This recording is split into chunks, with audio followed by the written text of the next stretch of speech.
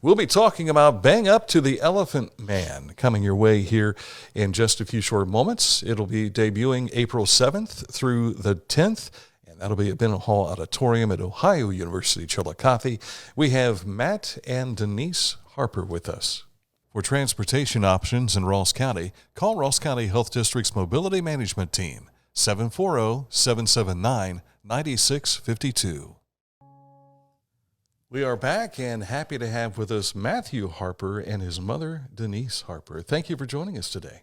Oh, my pleasure. Thank you for having me. We want to take a moment to explain why you are here. It's Bang Up to the Elephant Man. First of all, Matthew, you've been involved with writing things such as this. Is this a pickup from the original Elephant Man, or where? Fill us in. Yeah, it's still surreal seeing the graphic. Like, man. So about 4 years ago, I started writing my interpretation of the Elephant Man, the very well-known story of Joseph Merrick. I've seen movies, I've seen plays based on it, and I thought, this is a story that needs to be retold again, maybe in a lighter light, if you will. And I started playing with it, and within 7 days, no joke, I wrote this play, opening to closing, with some adjustments along the way. And it's my interpretation of Joseph Merrick's last few years of his life. No Bradley Cooper involved on this one? Too bad, no. Could not get him. But that was part of the research, was watching that work on Broadway. They left like the groundwork there, and then I just put my spin on it a little bit. Yeah. Mom, where did this come from in regards to his creativity? Did you start some of this in his early days? I would say yes, absolutely. So I was always doing something with theater when I was younger, and then it just seems like I had him performing wherever, whenever, and we're talking. I think your first show was in third grade. Yeah, I'm gonna say those kinds of things. If you want to call it a show. It was a performance. It was a performance, and then as he got older, by the time he was in high school and he was doing several different kinds of things, then, one of my fond memories is at the diner, it was a well-known place in Newark, Ohio, where he grew up, and I had him performing because the server's name was... It had to have been Sandy, right? Sandy, that's right. It had to have been. Just done grease, and I made him sing to the server. So you've done dinner theater. Yeah, early. Way before it was cool. Yeah, and done dinner. And it was nothing for us to make parodies of songs, right? That we would sing to relatives, to friends, and so creative juices were always flowing. Always, and we were kind of the Harper clan wherever we went. We just, instead of gifts, we brought ourselves and our talents. And my family knows. So. There's nothing wrong with that. No. And it's far less expensive. Right? Exactly. So we've enjoyed that, yes. Yeah. This will be at Bennett Hall, which is a far more intimate setting than, say, the Majestic Theater. This is a Paper City Players production? Yes. So this is the second Paper City Players production, the first one being Men to the Left, Women to the Right, which my mother was the lead. We could say you were a lead of that. Yeah. That was successful. And this is the second stab at it that the Paper City Players has a contract with OU-C, and right now we're performing there. It's very intimate, and for this particular show, it's a perfect setting for it. It is a drama. There are some highs and lows to the show, but you want to feel like you're a part of the show, like you are in the hospital with Joseph, and I feel like it does come across that way.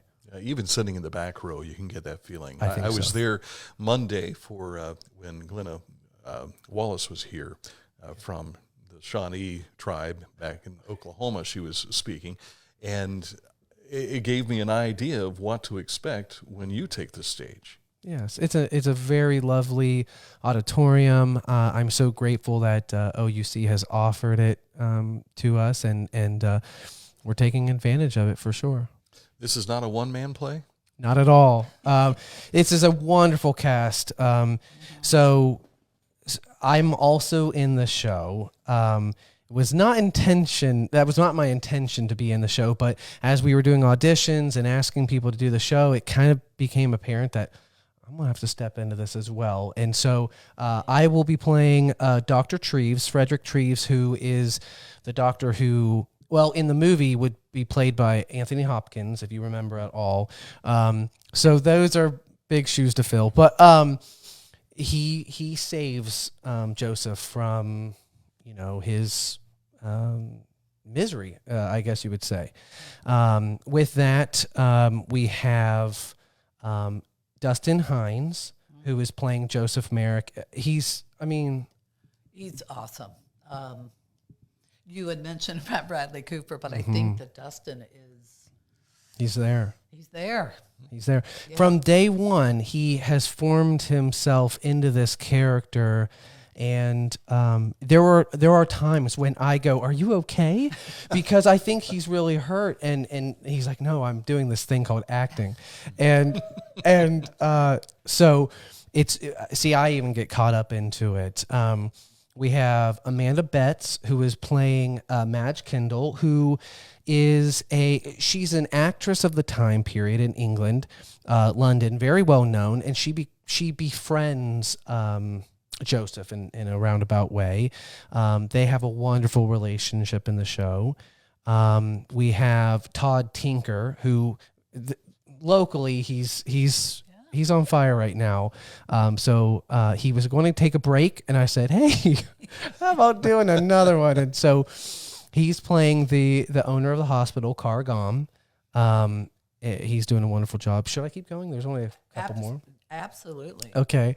We have Nathan Hauser, who is playing Tom Norman, who was the owner of Joseph for a little while. He is the antagonist and has assumed the role very well. He really enjoys doing that. We have Jacqueline Blesdale, who is playing one of the nurses, as well as Tabitha Cobb. She's playing also one of the nurses, and they're important to the structure of the show because they first see Joseph, they take care of him, and all that. We also have, I feel like I'm forgetting some. Danielle Manasco. She's playing my daughter, Marjorie Treves. She's done a wonderful job. It's so funny. When I first cast her 4 years ago, she was much younger for the role, and it was kind of working out. And then the pandemic hit, and it kind of got put on hold. So here she is again doing it, and she's doing a great job as well. Let's see. Am I forgetting anyone? I think we're good. The director of the show. So I'm also I wrote it and I'm directing it, but I can't do it alone. My mother's assistant directing it, which has been wonderful. Stage manager. And stage manager, yeah. A little of the stage management, yeah. Yeah. All types of different hats to wear, yes. right? We all wear a lot of hats in fun. Community We've theater. done several shows together. Yep. So this is another one that we've done about a dozen shows together, you and I, over the years. So Sounds like it works. Yes. It's a good relationship. It's a formula. It's fun. You find the formula. And I think it keeps everything. Yeah, it's good. Yeah. It's good. And as long as you write me, this one he didn't write me in this one. That's but true. Yeah. Maybe the next one. I apologize. Back. and I don't want to spoil any of the ending, although it is historical, so it doesn't take long to find out what happens. But Jackie has mentioned on multiple occasions, can we change the ending? And I'm like, boy, I wish I could. Yeah. You know? There's a certain line where you have to stop with poetic justice. Yes. I guess. I think it's kind of... Oh, I do have one. I apologize.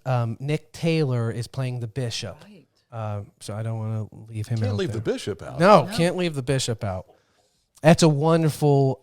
He has a couple great scenes that Joseph is struggling with this disability and what he has to deal with on a daily basis, and he has some questions for the bishop, and the bishop is genuine how he answers, and helps him in the best way that he can, and it's a nice scene and character. Well, watching this now, we're a little over a week away from taking the stage, so you're into your final stretch here, so to speak, of rehearsals and everything. Absolutely, and it's.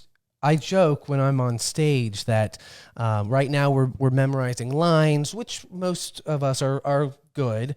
If I happen to drop a line, however, it becomes a rewrite. So I do have the benefit of being the writer in that way. But with this season cast, there is nothing to worry about.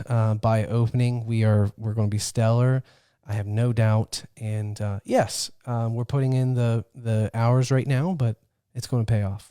I know we talked about this off camera, but the Bang Up 2 added to the title of Elephant Man. Yeah. Explain that for us. Sure, absolutely. So as I was writing this play, I thought of just the Elephant Man, and I thought that would work, but that's been done. And I thought my version, how I see it, is more of a lighter, loving, caring Joseph Merrick. And bang up to the elephant is an old English saying of like, way to go, you did great. And so I wanted to bring that to the forefront. And if you don't know the saying, it is said during the show, so you're not left out in the cold. But it's just a lighter title. Again, the show takes the stage what dates? So April 7th through 10th, 7th, 8th, 9th at 7 o'clock, and then a matinee at 2 o'clock on the 10th. And you can get tickets how? So it's come one, come all. We are only asking for a cash donation at the door. So come and enjoy live theater. That's all that we ask. It's something that during the pandemic we missed, and it's time to get back to life. It is. This will be the second show that we've done after the pandemic, and you can just tell the actors, the directors, they're so hungry to just be on stage, and I'm sure the audience feels it as well. If I remember correctly, 7 days to write, 4 years to come to fruition. There you go. Yeah. Yeah. So it's been a long time coming. Glad to see it's happening. Me Thank too. you for coming in to talk about it today. Thank you for having us. Denise and Matthew Harper